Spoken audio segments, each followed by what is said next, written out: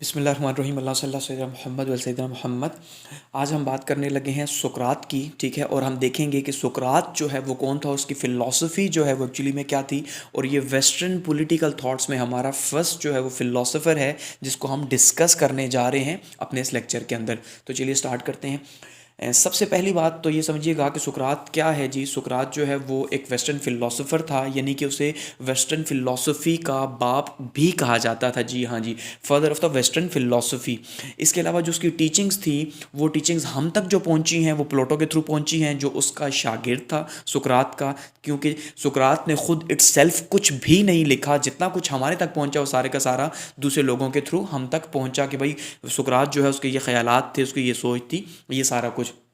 उसकी जो फ़िलासफ़ी है, बेसिकली बात की जाए अगर सुकरात की जो फ़िलासफ़ी है तो वो एंटी सोफिस्ट थी, ठीक है। यानी कि वो सोफिस्ट अब कौन थे, सबसे पहले इसे एक मिनट में आप सब समझिए कि उस ज़माने के जो टीचर्स थे, जो उस्ताद थे, जो अपनी सर्विसेज देते थे अमीर लोगों को, ठीक है। और अमीर लोगों के घरों में जाके उन्हें पढ़ाया करते थे और वहाँ पे जाके उन्हें पढ़ाते और उसके एवज़ में पैसे लेते थे।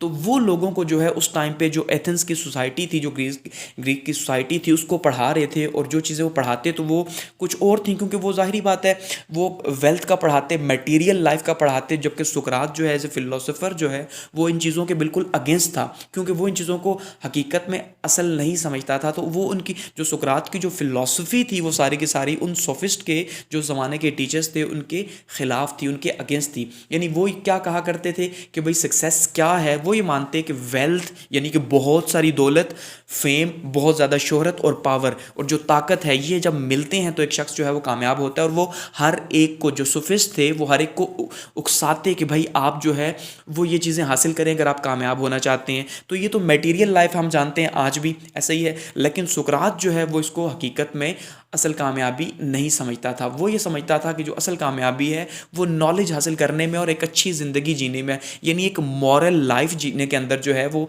अच्छी कामयाबी है एक्चुअली में, ठीक है। और वो इसी के ऊपर बात करता था।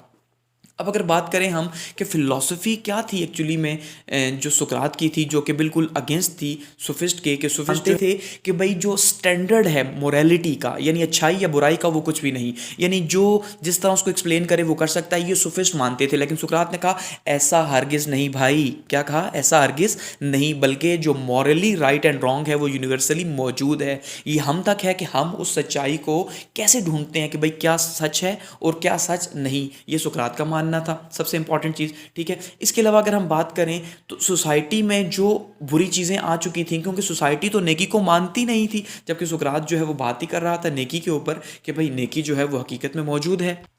तो ऐसे में वो क्या करता, यानी सुकरात क्या करता कि वो बाज़ार में जाता, ठीक है, नंगे पाँव घूमता, वो एक ही जैसे कपड़े पहने रखता और बुरी हालत होती और माना जाता था बहुत अगली, यानी कि बहुत बुरा भदा दिखता था।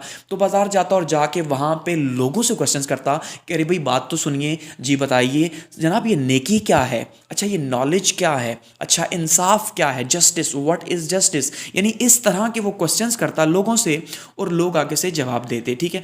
इसके ऊपर जो है माना जाता है कि सुकरात ने फिर एक स्टाइल डेवलप किया जिसको सोक्रेटिक मेथड कहा जाता है। वो क्या था कि वो डायलेक्चुअल मेथड या डायलॉग्स का मेथड था, कि वो कहता कि भाई मैं तो एक ही बात जानता हूँ, मैं कुछ नहीं जानता। और वो बिल्कुल इग्नोरेंट बन के, यानी कि जाहिल बन के लोगों से सवाल करता कि भाई मुझे बताओ ये क्या है, इसके बारे में तुम्हारी क्या राय है। तो लोग जो हैं वो उसके सवालों का जवाब देते देते असल आंसर पे पहुंच जाते। यही काम सुकरात करता। तो उसका जो मेथड था वो क्वेश्चनिंग मेथड था, कि वो क्वेश्चन इस तरह से इतने टेक्टफुल क्वेश्चन करता था कि जिसका आंसर करते करते जो है वो हकीकत में जो है वो पहुंच जाते आंसर के ऊपर। तो जो सुकरात ने मेथड डेवलप किया वो डायलेक्चुअल मेथड था हकीकत के अंदर, ठीक है, जिसके अंदर सवाल और जवाब थे। सुकरात हमेशा से रूह को प्रेफर करता था। अब जाहिर बात है क्योंकि सच्चाई की, नेकी की बात कर रहा है तो रूह की ही बात करेगा, कि वो रूह को प्रेफर करता हो। कहता असल चीज़ जो है वो साइकी या रूह है, जिसके ऊपर हमें काम करने की ज़रूरत है। और रूह की जो ज़रूरत है वो क्या है, वो नॉलेज है, यानी सुकरात के अकॉर्डिंगली। क्योंकि रूह की ज़रूरत जो है वो फेम नहीं, या रूह की ज़रूरत वो चीज़ें नहीं हैं जो हम इसे देना चाहते हैं, यानी मटेरियल लाइफ से बहुत दूर की बातें वो करता था, ठीक है।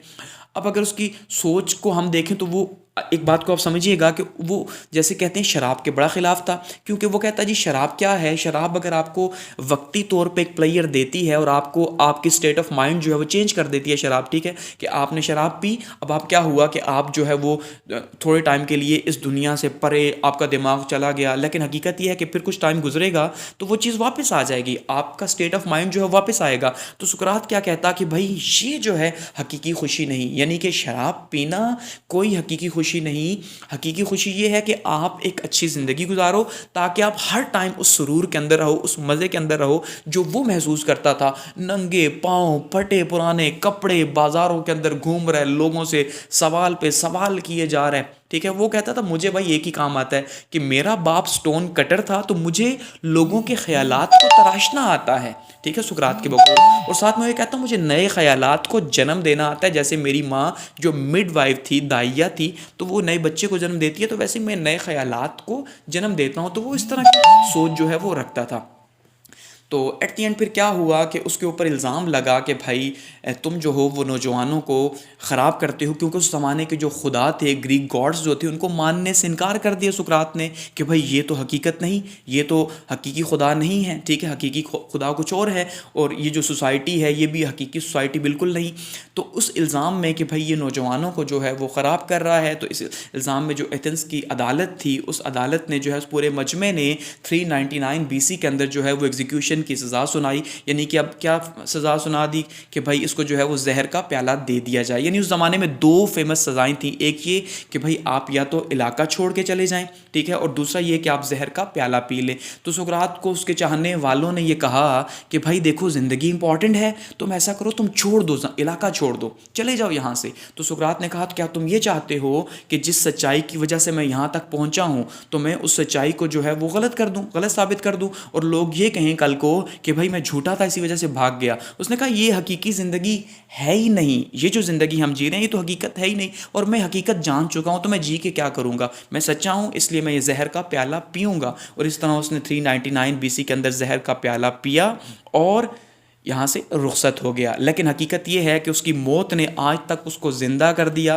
कि आज भी हम उसको डिस्कस करते हैं, उसकी फ़िलासफ़ी को डिस्कस करते हैं, और उसकी वो मॉरल वैल्यूज़ जो वो देना चाहता था सोसाइटी को वो डिस्कस करते हैं। कि सबसे इंपॉर्टेंट चीज़ वो क्या कहता कि नॉलेज जो है वो वर्च्यू है, virtue is knowledge and knowledge is virtue. नेकी क्या है? इल्म हासिल करना, और इल्म हासिल करना ही नेकी है। यही सुकरात के ख़यालात थे। अब नेक्स्ट में हम जब आगे पढ़ेंगे तो हम इसके जो शागिर्द हैं प्लेटो, अफलातून, उसके ख़यालात देखेंगे कि वो जनाब क्या कहते थे।